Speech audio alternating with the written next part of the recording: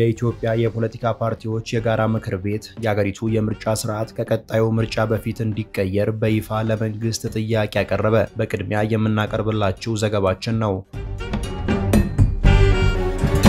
ፕሬዝዳንት ኢሳያስ ኤርትራ የቀይ ባህር ወሰኗን ራሷ መጠበቅ ትችላለች አሉ። ግብጽ በበኩሏ በአፍሪካ ቀንድ ቀጠና የተመልካችነት አካሄዷን በመቀየር ወታደራዊና ዲፕሎማሲያዊ እንቅስቃሴዎችን በማጠናከር ላይ መሆኗን ገልጣለች። በዚህ ጥንቅር የምንመለከተው ሌላኛው ዘገባ ነው።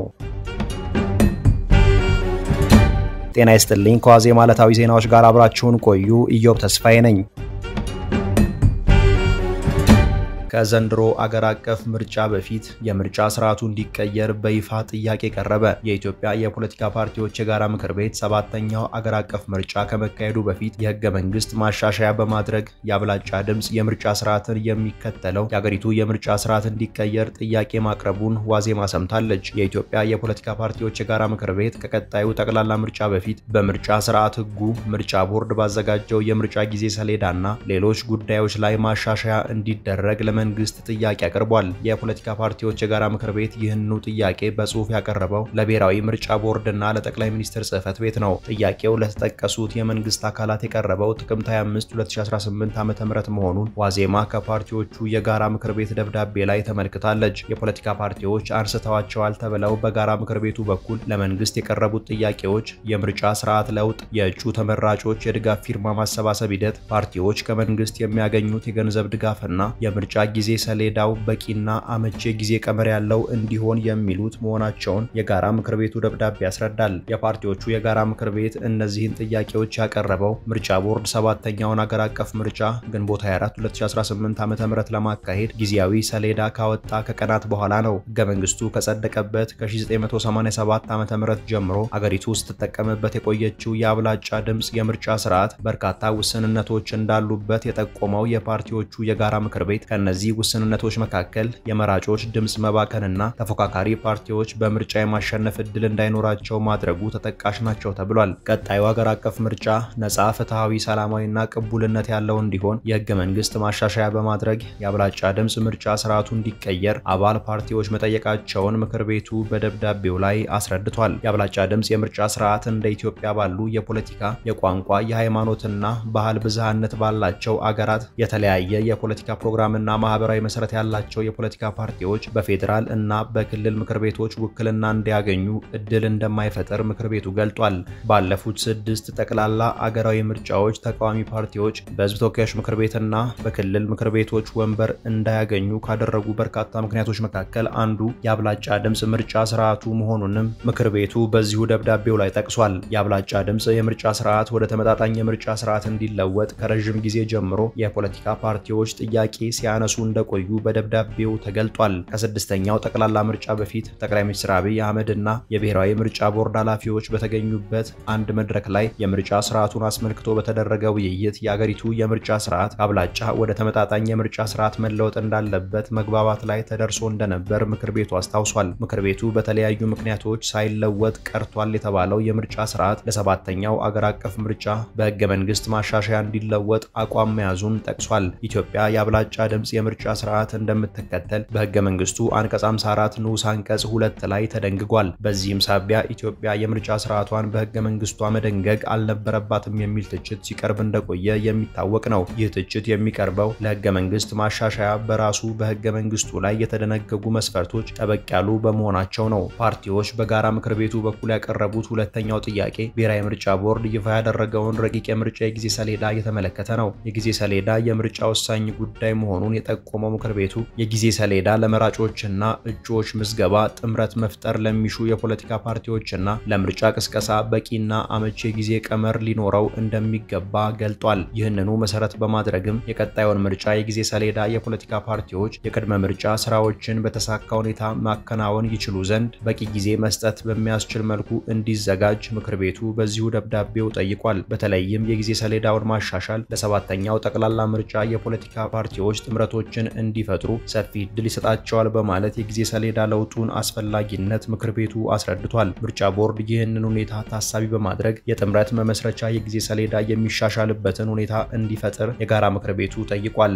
ምርጫ ቦርድ ከሳምንት በፊት ለፓርቲዎቹ ያቀረበው የምርጫ ሰሌዳ ገና በረቂቅ ደረጃ ያለና የመጨረሻ ውሳኔ ያላገኘ ነው። ፓርቲዎች በጋራ ምክር ቤቱ በኩል ለመንግስት ያቀረቡት ሌላኛው የህግ ማሻሻያ ጥያቄ የተመራጭ እጩዎች የድጋፍ ፊርማ ማሰባሰብን የሚመለከት ነው። ምክር ቤቱ የሀገሪቱ አሁናዊ ተጨባጭ የሰላም የደህንነትና የጸጥታ ሁኔታ የድጋፍ ፊርማ ለማሰባሰብ የሚያስችል እንዳልሆነ በመጥቀስ በተለይም ለተፎካካሪ የፖለቲካ ፓርቲዎች በምርጫ ለመወዳደር አስቻይ ሁኔታ አይደለም ብሏል። በቀጣይ የሚካሄደው ጠቅላላ ምርጫና የአካባቢ ምርጫዎች ነጻ፣ ፍትሃዊና ዴሞክራሲያዊ እንዲሆኑ በፓርቲ የታቀፉ እጩዎች የድጋፍ ፊርማ እንዲያሰባስቡ የሚያስገድደው ህግ እንዲሻሻል ምክር ቤቱ ጠይቋል። የፖለቲካ ፓርቲዎች ምዝገባና ስነ ምግባር አዋጅን ለማሻሻል የወጣ አዋጅ ቁጥር 139/2017 ንዑስ አንቀጽ 3 ላይ በተቀመጠው ዝርዝር የእጩነት መስፈርቶች መሰረት የፖለቲካ ፓርቲዎች ለህዝብ ተወካዮች ምክር ቤት መቀመጫ ለመወዳደር እያንዳንዱ እጩ 2000 ሴት እጩዎች፣ 1500 አካል ጉዳተኛ እጩዎች እንዲሁም 1500 ፊርማ ማሰባሰብ አለባቸው። ለክልል ምክር ቤቶች የሚወዳደሩ እጩዎች በአንጻሩ 1000 ሴት እጩዎች፣ 750 ወንድ አካል ጉዳተኛ እጩ እንዲሁም 500 የድጋፍ ፊርማ ማቅረብ እንዳለባቸው አዋጁ መደንገጉን ምክር ቤቱ ጠቅሷል። የጋራ ምክር ቤቱ እንዲሻሻል ያቀረበው አራተኛው ጥያቄ መንግስት ለፓርቲዎች የሚሰጠውን የገንዘብ ድጋፍ የሚመለከት ነው። የፖለቲካ ፓርቲዎች በመተዳደሪያ ደንቦቹ ላይ የተጠቀሱትን የአባላት መዋጮ 20 በመቶ መሰብሰባቸው ካልተረጋገጠ ከመንግስት የገንዘብ ድጋፍ አያገኙም የሚለው አስገዳጅ ድንጋጌ እንዲሻር ምክር ቤቱ ጠይቋል። ምክር ቤቱ ፓርቲዎች 20 በመቶ ከሆኑ አባላት መዋጮ የመሰብሰብ ግዴታቸው እንዲሻር የጠየቀው ድንጋጌውን በአሁናዊ የአገሪቱ ነባራዊ ሁኔታ ተግባራዊ ማድረግ ስለማይቻል መሆኑን ገልጧል። በቅርቡ በተሻሻለው የምርጫ የፖለቲካ ፓርቲዎች ምዝገባና የሥነ ምግባር አዋጅ መሰረት ፓርቲዎች ከመንግስት የገንዘብ ድጋፍ ለማግኘት ከ20 በመቶ አባሎቻቸው መዋጮ የመሰብሰብ ግዴታ አለባቸው። ገንዘብ ሚኒስቴር በቤንሻንጉል ጉሙዝ፣ በሲዳማ፣ በደቡብ ኢትዮጵያ፣ በደቡብ ምዕራብ ኢትዮጵያና በማዕከላዊ ኢትዮጵያ ክልሎች ለመንግስት ሰራተኞች በተፈቀደው ተጨማሪ ደሞዝ የበጀት ጉድለት ያጋጠማቸው የፌዴራሉ ሲቪል ሰርቪስ ኮሚሽን በሰራው የቀመር ስሌት ላይ የአረዳድ ችግር በመፈጠሩ እንደሆነ ገለጠ። የሚኒስቴሩ ኃላፊዎች የአምስቱ ክልላዊ መንግስታት ለተጨማሪ ደሞዝ የበጀት ጉድለት አጋጥሞናል በማለት ጥያቄ ማቅረባቸውን ገልጸው ሆኖም የገንዘብ ሚኒስቴር የሲቪል ሰርቪስ ኮሚሽን ኃላፊዎችና የክልሎቹ ተወካዮች ባደረጉት ውይይት የችግሩ ምክንያት የሲቪል ሰርቪስ ኮሚሽን የደሞዝ ጭማሪ ማስተካከያ ቀመርን በትክክል ባለመረዳት የተፈጠረ መሆኑን መግባባት ላይ እንደተደረሰ መስማቱን ጠቅሶ የዘገበው ሪፖርተር ነው። የክልል መንግስታት በአማካይ እንዲሁም ሲቪል ሰርቪስ ኮሚሽን በእርከን የተጨማሪ ደሞዝ ስሌቱን መስራታቸውን የጠቀሰው ገንዘብ ሚኒስቴር ሆኖም የሂሳብ ስሌቱን የሰሩበት መንገድ አንድ አይነት እንዳልነበር ዘገባው ጠቅሷል። የበጀት ጉድለት ያጋጠማቸው ክልሎች ወራዊ ደሞዛቸው 4600 ብር የነበሩ ሰራተኞች በቀጥታ 6900 ብር ይሆንላቸዋል ተብሎ በሰው ቁጥር እንደተባዛ የገለጠው ሚኒስቴሩ ሆኖም ስሌቱ መሃል ላይ ያሉትን 9 ያህል እርከኖች መሰረት ያደረገ እንዳልሆነ አስረድቷል ተብሏል። ለተጨማሪ የመንግስት ሰራተኞች ደሞዝ ከ3 ሚሊዮን ብር ጀምሮ 10 ሚሊዮን ብር እንዲሁም እስከ 10 ቢሊዮን ብር የበጀት ጉድለት አጋጥሞናል ያሉ ክልሎች መኖራቸው ሚኒስቴሩ የጠቀሰ ሲሆን ሲቪል ሰርቪስ ኮሚሽን በበኩሉ ከ1 እስከ 2 ሚሊዮን ብር የሚደርስ የበጀት ልዩነት ሊፈጠር ይችል እንደሆነ እንጂ የተጠቀሰውን ያህል ልዩነት ሊኖር እንደማይችልና ችግሩ ካጋጠመም ክልሎች ጉድለቱን በራሳቸው ገቢ እንዲሸፍኑ እንደነገራቸው በዘገባው ላይ ተገልጧል። የሲቪል ሰርቪስ ኮሚሽን ቀመሩን የሰራው እስከ 2016 ዓ.ም ሰኔ ወር ባለው የመንግስት ሰራተኞች ቁጥር መሰረት እንደሆነ የተገለጠ ሲሆን ከሰኔ 2016 ዓ.ም በኋላ የሰራተኛ ቅጥር በፈጸሙ ክልሎች የሰራተኛ ቁጥር ልዩነት እንደተፈጠረ ታውቋል ተብሏል። ሆኖም ከተጠቀሰው ጊዜ በኋላ ለተቀጠሩ ሰራተኞች የደሞዝ ጭማሪ በጀት ሊልክ እንደማይችልና ክልሎች ራሳቸው እንዲከፍሉ መናገሩንም የዜና ምንጩ አውስቷል። ለ12ቱ ክልሎችና ለሁለቱ ከተማ አስተዳደሮች ተጨማሪ የደሞዝ በጀቱ በ3 ወራት ተከፋፍሎ የሚላክ ሲሆን የመስከረም ጥቅምትና የህዳር ወራት ተጨማሪ ደሞዝም እየተላከ እንደሆነ የገንዘብ ሚኒስቴር ኃላፊዎች መናገራቸውን ዘገባው አመልክቷል። በህዳር አጋማሽ ደግሞ የታህሳስ የጥርና የየካቲት ተጨማሪ ደሞዝ ይለቀቃል ተብሏል። የኤርትራው ፕሬዝዳንት ኢሳያስ አፈወርቂ ኤርትራ የቀይ ባህር ወሰኗን በራሷ አቅም መጠበቅ እንደምትችል ተናገሩ። ፕሬዝዳንት ኢሳያስ በካይሮ ጉብኝታቸው ወቅት ከፕሬዝዳንት አብዱልፈታህ አልሲሲ ባደረጉት ውይይት ኤርትራና ግብጽ የቀይ ባህር የንግድ መስመርን ደህንነት ለማስጠበቅ የጋራ ቅንጅታዊ ትብብር ለማድረግ መስማማታቸው ይታወሳል። የቀይ ባህር አዋሳኝ ሀገራት የባህር መስመሩን ደህንነት ማስጠበቅ እንዳለባቸው በዚሁ ቃለ ምልልሳቸው ያሰመሩበት ፕሬዝዳንት ኢሳያስ ሆኖም ሀገራቱ ከሁሉም በፊት የራሳቸውን የባህር ወሰን በውጭ ኃይሎች ማስጠበቅ ሳይሆን ራሳቸው መጠበቅ መቻል አለባቸው በማለት አጽንኦት ሰጥተዋል። ፕሬዝዳንቱ አያይዘውም ኤርትራም፣ ሶማሊያም፣ ሱዳንም፣ ጅቡቲም፣ የመንም ሳውዲ አረቢያም የባህር ወሰናቸውን ራሳቸው መጠበቅ ይችላሉ ብለዋል። በአሁኑ ወቅት ከቀጠናው ሀገራት የባህር ወሰናቸውን በውጭ ሀገራት የሚያስጠብቁት ጅቡቲና ሶማሊያ ናቸው። ጅቡቲ የባህር ወሰኗን በዋናነት የፈረንሳይ ጦር ሲጠብቅ የኖረ ሲሆን ሌሎች ሀያላን ሀገራትም ይሳተፋሉ። ፕሬዝዳንት ኢሳያስ በቀጠናው ውስጥ የውጭ ሀገራት ወታደራዊ ጦር ሰፈሮችን እንዲያቋቁሙ መፍቀድንም ተቃውመዋል። ለሌሎች ሀገራት የጦር ሰፈሮችን መፍቀድ ችግሮችን እንዲሁም ውስብስብ ጉዳዮችን ጎትቶ ያመጣል ያሉት ፕሬዝዳንቱ የቀይ ባህርን ደህንነት ለመጠበቅ የትኛውም የውጭ ኃይል አስፈላጊ አይደለም በማለት አጽንኦት ሰጥተዋል። በአፍሪካ ቀንድ ቀጠና ጅቡቲ ለፈረንሳይ፣ አሜሪካ፣ ቻይና እና ለአውሮፓ ህብረት ወታደራዊ የጦር ሰፈሮችን የፈቀደች ሲሆን ሶማሊያም ለቱርክ የጦር ሰፈር ፈቅዳለች። ሱዳን ለሩሲያ ጦር ሰፈር ለመፍቀድ ከጥቂት ዓመታት በፊት ተስማምታ የነበረ ቢሆንም ስምምነቱ ግን እስካሁን ተግባራዊ አልሆነም። ፕሬዝዳንት ኢሳያስ የውጭ ኃይሎች በአፍሪካ ቀንድና ቀይ ባህር ቀጠና ጣልቃ በመግባት አለመረጋጋቶች እንዲባባሱ ያደርጋሉ በማለትም ወቅሰዋል። ፕሬዝዳንት ኢሳያስ በኢትዮጵያ፣ ሶማሊያ እና ደቡብ ሱዳን የተከሰቱ አለመረጋጋቶች ውስጣዊ ብቻ ሳይሆኑ ቀጠናዊና ዓለም አቀፋዊ ገጽታ ያላቸው ናቸው በማለትም ተናግረዋል። ለአፍሪካ ሀገራት ግጭቶች መፍትሄ ለማፈላለግ በሚል ምክንያት በቀጠናው የሚሰማሩ ዓለም አቀፍ ልዩ መልእክተኞችና ልዩ ልዑኮች ግጭቶችን ይበልጥ እያባባሱና እያራዘሙ ይገኛሉ በማለት ፕሬዝዳንት ኢሳያስ ወቅሰዋል። ፕሬዝዳንት ኢሳያስ ቀጠናዊም ይሁን ዓለም አቀፍ ትንሽም ይሁን ትልቅ ድርጅት በአፍሪካ ሀገራት ግጭት ውስጥ ጣልቃ መግባት እንደሌለበትም አጽንኦት ሰጥተዋል። ፕሬዝዳንት ኢሳያስ በተለይ በሱዳኑ ጦርነት የውጭ ጣልቃ ገብነትና በርካታ የሽምግልና ሂደቶች መኖራቸው ጦርነቱ እንዲራዘም አድርገዋል በማለት በተደጋጋሚ ሲተቹ እንደቆዩ አይዘነጋም። ለሱዳኑ ጦርነት መፍትሄ ለማፈላለግ አፍሪካ ህብረት፣ ኢጋድና የተባበሩት መንግስታት ድርጅት የተለያዩ ሙከራዎችን ሲያደርጉ ቆይተዋል።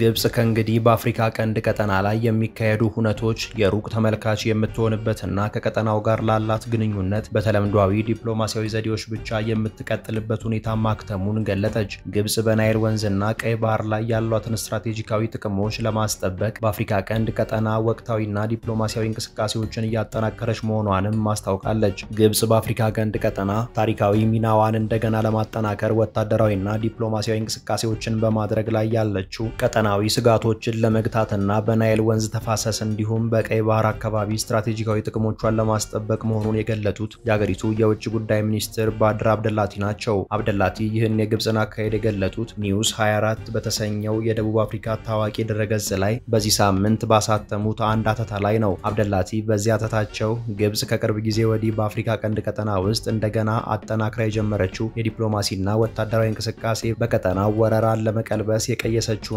በአግባቡ የተጠና የፖሊሲ ለውጥ መሆኑን ጠቁመዋል። አብደላቲ አያይዘውም የአፍሪካ ቀንድ ቀጠና አገራት የግብጽን እንደገና የተነቃቃ የዲፕሎማሲ እንቅስቃሴ በቀጠናው የሚስተዋሉ ትንኮሳዎችንና የወረራ አዝማሚያዎችን ለመግታት በአስቸኳይ አስፈላጊ የሆነ እንቅስቃሴ አድርገው ያዩታል ብለዋል። ግብጽ በአፍሪካ ቀንድ ቀጠና የምታደርገው እንቅስቃሴ አዲስ ሳይሆን ከቀጠናው ጋር ያላት ረዥም ታሪካዊ ትስስርና የብሔራዊ ደህንነቷ አንጓዎች ቀጣይ እንደሆነም አብደላቲ አስታውሰዋል። ግብጽ በቀጠናው የምታደርገው እንቅስቃሴ ድንገት የተጀመረና ታክቲካዊ አካሄድ ነው የሚሉ አስተያየቶችን አብደላቲ ያጣጣሉ ሲሆን የግብጽ ያውኑ እንቅስቃሴ ከቀጠናው ጋር ያላትን ስር የሰደደ ትስስር የሚያንጸባርቅ እንደሆነ አብራርተዋል። አብደላቲ ግብጽ ከአፍሪካ ቀንድ ቀጠና ጋር አላት ያሉትን ታሪካዊ ግንኙነት እስከ ፈርዖኖች ዘመን በመጎተት የንግድ የባህልና የስልጣኔ ትስስሩ በተለይ በቅኝ ግዛት ዘመን ማደጉንና ግብጽም ለአፍሪካ የቅኝ ግዛት አገዛዝ ንቅናቄ ድጋፍ ማድረጓን ጠቅሰዋል።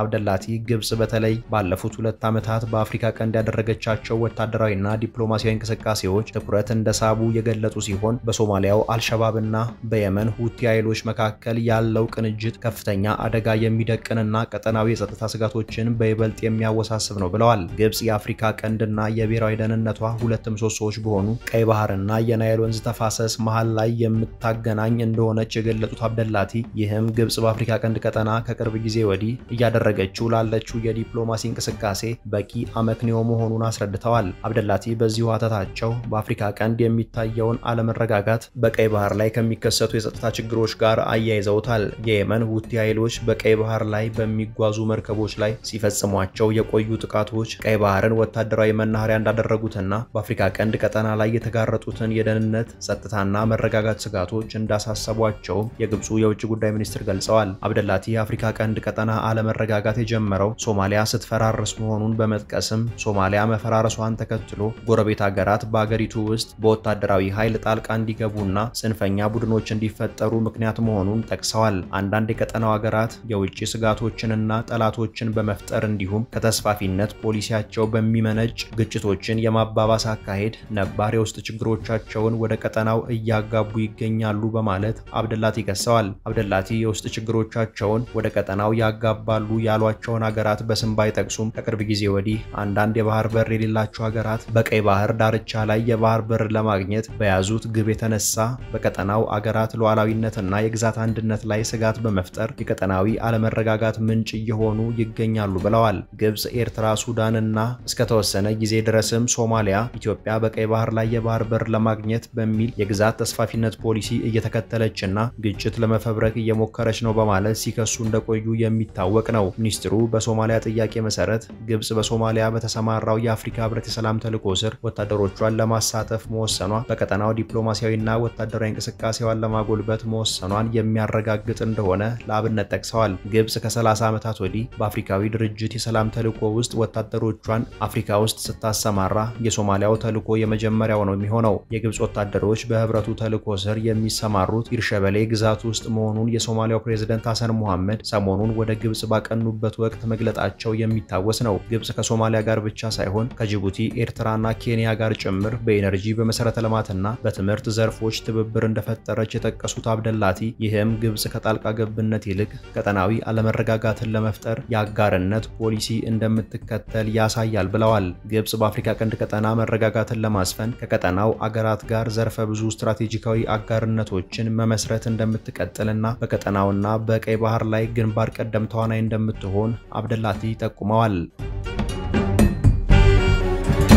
ለዕለቱ ያዝናቸው መረጃዎቻችን እነዚህ ነበሩ። ተጨማሪ የዋዜማ ዜናዎችንና መረጃዎችን ዋዜማ ሬዲዮ ብላችሁ በማህበራዊ ገጾቻችን ታገኛላችሁ። ጤና ይስጥልኝ።